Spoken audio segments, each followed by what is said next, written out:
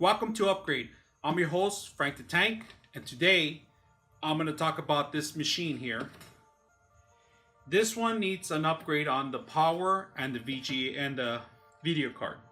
So, what I demonstrated here earlier on a part A about the power supply, we need to replace it in here. So, I'm going to demo exactly step by step of what you need to do to replace those two items, the video card and the power supply. So first of all, it's an older machine, so cable management on this machine, it's not well organized. Of course, it was back in the days when cable was pretty much wild and pretty difficult, so dirty in there. So what I say, once in a while, go in there and clean it up, you know.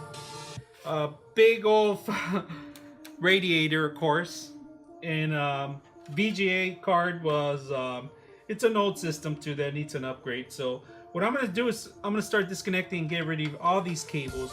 Now if you're not familiar where they belong, get a manual. They pretty much, but you're going to need the motherboard manual. What you need to do is follow the instructions and go in there in details, because if you've never done this before, you might end up connecting the wrong thing to the wrong place, and it might cause damage to your hardware, to your motherboard, to your video card, to everything else. Now, another thing too is that when you're gonna start messing around with this stuff, make sure you get the static out of you by touching the metallic, any metals objects somewhere on you. Usually, people used to connect a static-free connection to these systems, but just touch anything metal and get rid of all the static around you, and then you can start working on it. Now this is an older machine, it's a little dusty. I'm telling you, dust gets into every single item. Now this is pretty much dangerous too. There's loose cables in there that can go in there in this system. Try to avoid adding anything in there, because it makes a big difference when you're messing around with these things. So let's take a look, see where we start. We're gonna replace stuff and remove stuff. And if you have a similar system, this might help you out. So stick around. Now on this gigabyte video card, there's a lot of obstacles around here that you have to remove. First of all, you gotta disconnect the part that goes into the video card. And there's always power in the video card, so make sure you're static free first. So when I remove the cables on the actual video card, these are the older versions of it. It was two of them that you had to replace. A lot of these video cards come with one connection now these days, but this is an older version. Older machine, needs an upgrade. It's been a while since I've done this machine. It's just a homemade machine. I pretty much got a video card, put it all together, and started making a machine. You can do this as a hobby. I recommend you at least do once, and you'll know exactly what you're working with. If you want to get in the computer industry, it's something I recommend you build a machine and learn about the machine. And I really recommend you get your hands on something like this. If you can't afford it, you can start buying piece by piece. You know, I will start with the motherboard and the CPU. Those are the two most important things, and those are the things that are always changing. So if you end up buying the same as a combo, you won't have a problem with the rest of the stuff, because everything belongs into the motherboard, and it doesn't really modify the motherboard other than the PCL. It changes from C to 3 to 4 to different kind of PCL. So if you get a different video card that requires a different motherboard, it might not be compatible. Read your manuals before you purchase any of the items. Now I removed the cabling on the video card out, and the reason I'm starting the video card, it's because if you notice, it's the thing that's taking all the space in this system. So if I remove this video card, it's pretty much more than half of the length of the actual tower, and it's gonna save me more space in disconnecting all these things, because these sausage fingers won't fit in certain areas. So my recommendation is just start removing the main obstacles, which is the video card. When you remove screws and you add screws, I highly recommend you maybe doing a little chart similar to this. a piece of paper, write it in there, video card case, and you put in your screws in there. It's not necessary for a professional, but if you're a beginner, it's a must because these screws cannot be moved around different locations. So make sure you're highlighting the things and you're writing things down because you're going to be adding them back in here. So that's just a little tip. There's a little button way at the bottom, which is right there. This button is getting a lock on the video card. You cannot remove it. If you remove this, you're gonna damage the motherboard. This is very important by pushing the button down, and then when you push with your button down, you pick up with your secondary hand and the video comes out. So be careful when you remove these PCIe cards, PCIe cards out of here, because you might be damaging your whole motherboard, and it's going to cost you lots of money. So when you're removing a video card, make sure you follow that procedure. Card, it took 2 hands, and it's the biggest thing that I have in here. It's an older video card. I bought it on sale a while back. It served its purpose, and now it's time to say goodbye. Make sure that you know where you're connecting, because once you disconnect the stuff, if you don't have a manual, you're gonna have a tough time connecting it back. Now, when you try to turn this on, it might not turn on at all. So be careful. Make sure you're static free. Another thing, like I said, I'm gonna repeat it again before you start to work.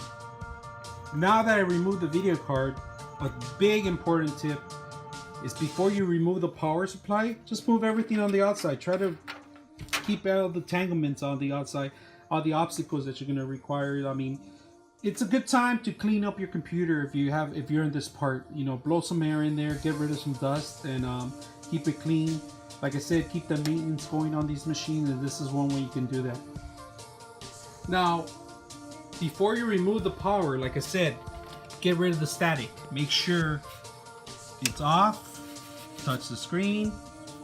Make sure you're touching your hands on in it, and then it's time to remove. Pull it out. Pull it back up. Now, let's see what kind of damage this power supply took throughout the years. I clean it at least once every 4 or 5 months, and this is pretty much the result. I keep it in a high area, and it still collects a lot of dust, so it's not dust free. You're never going to be dust free on these systems. One important thing, it was an older version of machine. It lasted for quite a while, but now it's an older version of it. If you notice, compared to the new stuff, let me put them side by side so you can see the older and the newer.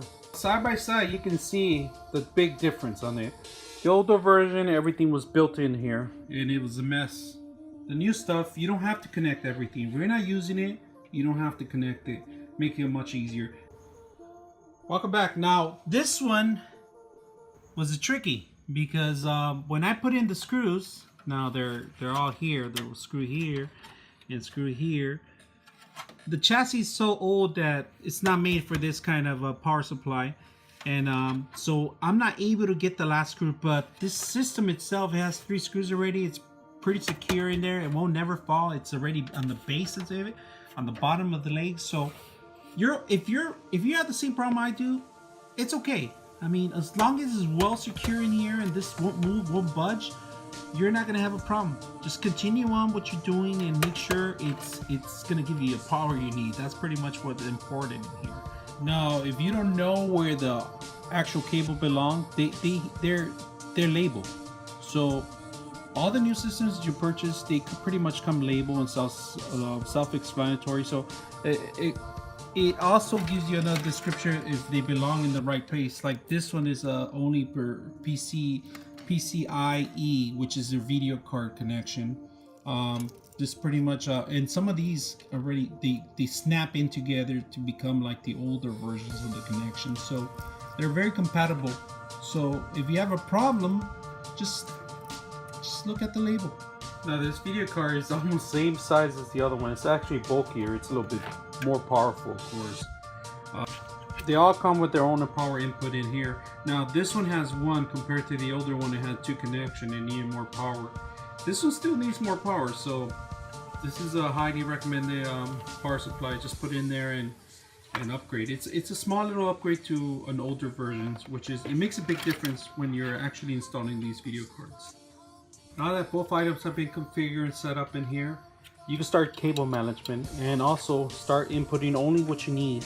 So I do have two, I have a CD player and I have two hard drives, an older SATA drive and another solid state SATA drive that do require power. So I'm just gonna add two cables out to the system, and it's much cleaner, much less than what I had before. More air is gonna pass through the system, circulate through the whole item, the whole system, than before because of the bulkier amount of cables I used to have.